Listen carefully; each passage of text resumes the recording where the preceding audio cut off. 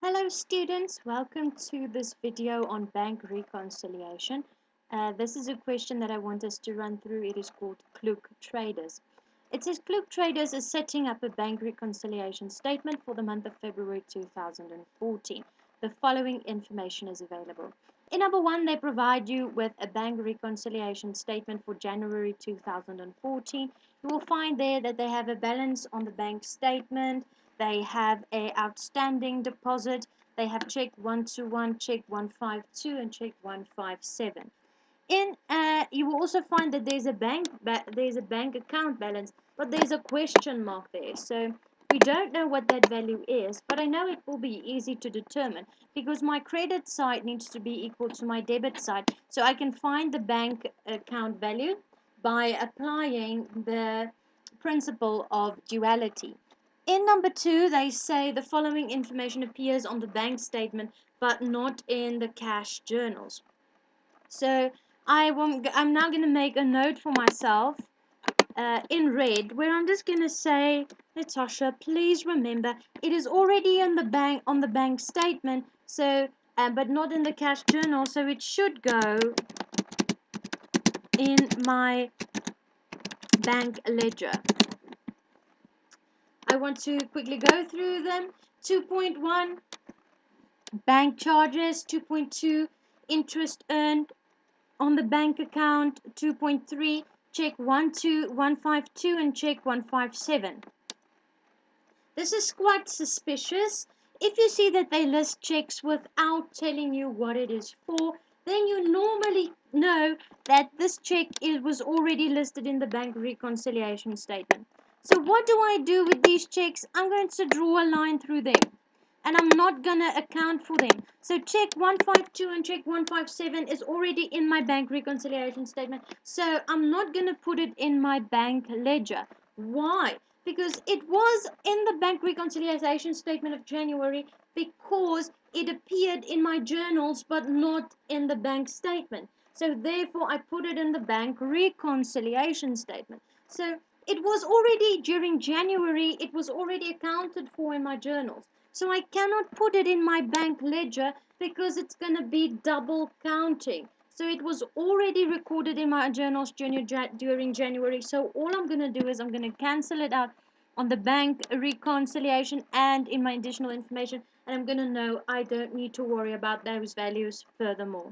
Deposit made by K King, a debtor of 3522.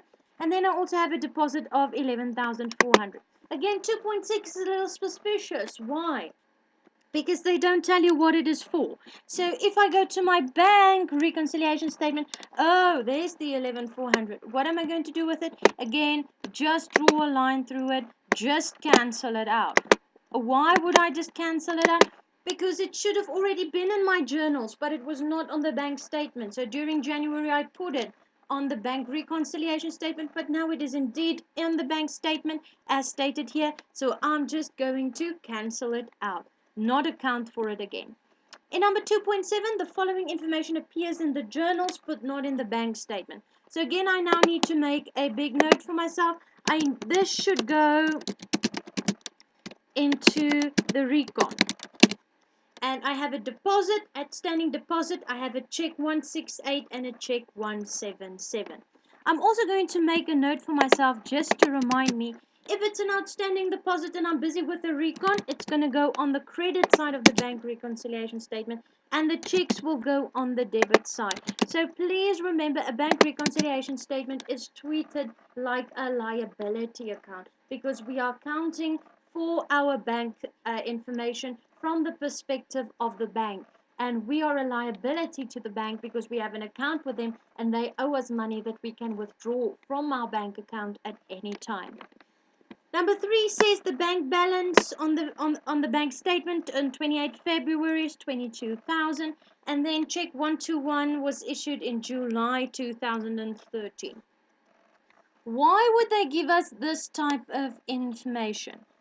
Well, this check is obviously very old because it's July 2013 and we are now counting for February 2014. So it's going to be July, August, September, October, November, December, January, February. So in this month, it's already going towards 7 months. So if it is older than 6 months, we're going to say this is an old check and I need to cancel it. And where do I cancel it? In my ledger that I'm going to set up. So you will find check 121, and it is also in my bank reconciliation statement, check 121. So there, sorry, I drew a line through the wrong one. So that was 157 cancelled there, 152 cancelled there, and I'm also going to cancel 121 because 121 is now old, and I'm going to cancel it in my ledger, and I will not account for it except for cancelling it in my ledger. Then the bookkeeper of Kluk had made an error with regards to recording the check 157.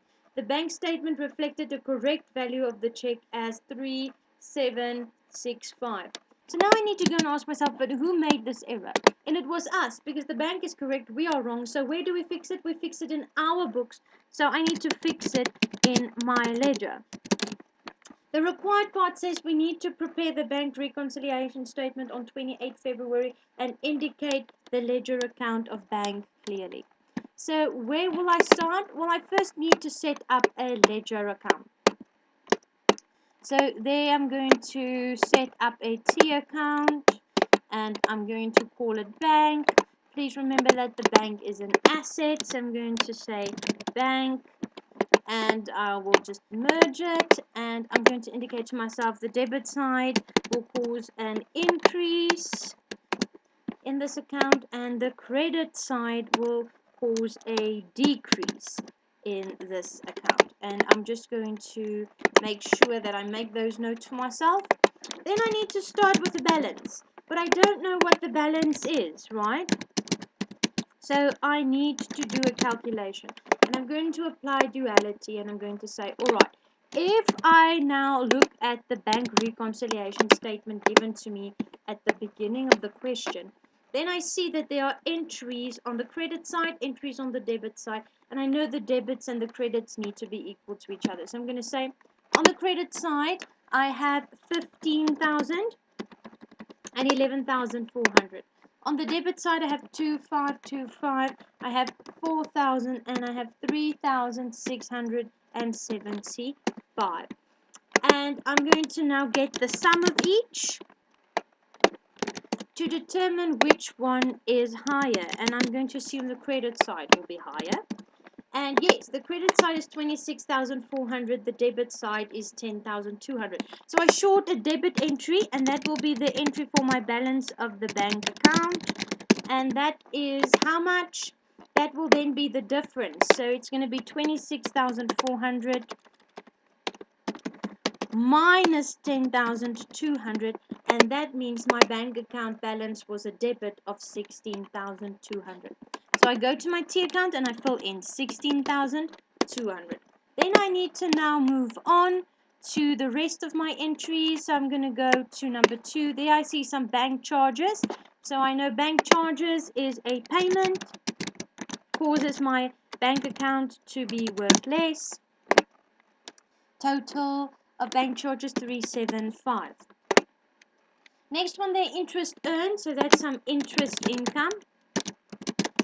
So I'm just going to say interest income, and that was an amount of 152. Had it been an interest expense, of course, it would have been a credit. Then we had those 2 checks that we should not be accounting for, which we just cancelled on the reconciliation statement. And then we have a deposit made by the debtor. So if a debtor makes a deposit, then I know that my bank will increase because the debtor comes to pay. So it's 3522 from the debtor that I received there. Again, that lost deposit, 11,400, simply cancelled out on my bank reconciliation statement.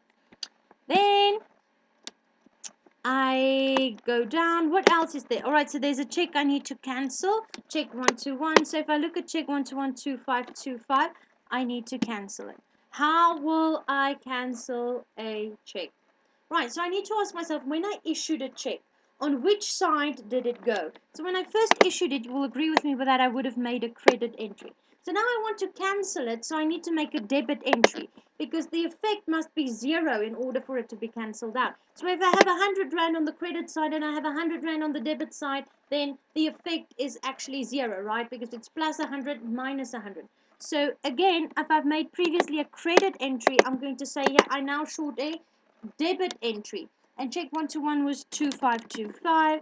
And here I'm just going to say creditors because normally I issue my checks to my creditors as payment. So then I have fixed the problem of the check that is too old. So please remember, if it's old and you need to correct it, it goes on the debit side. Then we still have the error made by the bookkeeper. So I will see what was in my books and what did the bank say. So the bank was correct and the bank said the value should be 3765. But if you look at your question, you will see that check 1, the error was with check 157. And if I go to check 157, I have there recorded it for 3675. So in my books, it was 3675. So I've made an error. And if it's an error, you follow a simple formula. You take what you have in your books and you deduct the value that is correct. So you take the wrong value and you deduct the right value. And the effect is minus 90,000. So then I'm going to say, oh, 90, sorry, minus 90 Rand. So it's going to be 90 Rand on the credit side. So again, you take the value that you have in your books and you deduct the value that you have for the bank. And that will give you 90 Rand negative, and that means that it will be a credit 90 Rand. Right, what will I write here? What will I say? Again, it's a check, so I'm just going to say creditors, and I will have to now go and say, all right, I've paid my creditors 90 Rand more, actually. Right, thereafter, it seems like I've now done all the entries needed. I'm going to draw some double lines. And I now need to make these values balance. So the sum of my debit side will definitely be more. So it needs to balance on 22399. And I know I'm going to short a balance here, and this is the balance brought over. And according to me, then the balance brought over is minus 375 minus 90. So it is 21,934. Again, I'm also going to have a balance, and this is the balance brought down. Same amount, opposite side. There is my balance that I have brought down. So I've done my calculations now. I have set up my bank T ledger account or T account correctly. All that is now left for me to do is to set up a bank reconciliation statement. So I'm going to say this business is called Kluk Traders, and I'm going to say this is the bank reconciliation statement for the month ended, and it's 28 February 2014. What do I have in a bank reconciliation statement? I have one column description, one column debit, one column credit.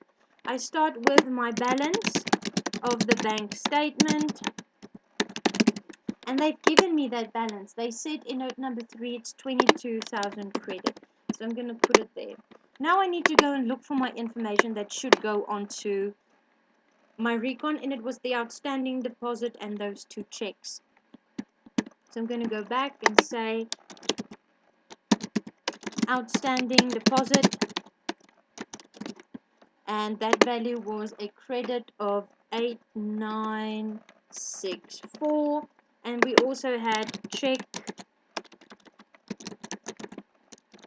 168 and check number 177, and those 2 checks were debits of 4,000, short a 0 there, sorry, and 5,030, and then I need to go and put my balance per my bank account.